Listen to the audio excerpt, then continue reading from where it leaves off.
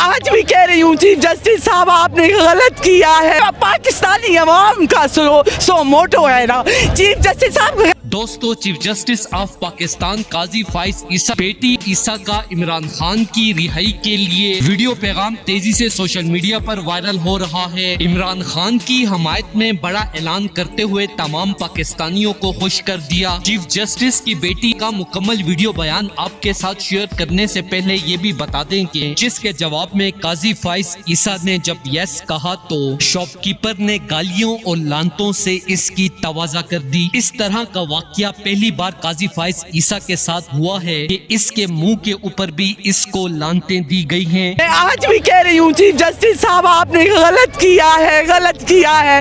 पाकिस्तान की 22 करोड़ अवाम को आपने बुलाया है। ये पाकिस्तानी अवाम का सो मोटो है ना चीफ जस्टिस साहब। गैरत करो, निकलो बाहर, देखो अवाम को वो कैसे रो रही है इमरान खान के लिए, वो कैसे तड़प रही है इमरान खान के लिए ना। जिस दिन इमरान खान ऐसे लगता था साहिबान उठ गया है सर से ना, एक शफीक बाप हमारे सर से उठ गया है ना, एक ईमानदार लीडर इन्होंने हमसे छीन लिया है ना। मैं रोज रात को रोती हूँ, मैं दिन में 3-4 मरतबा रोती हूँ। मैं आज भी इमरान खान के लिए रोती हूँ।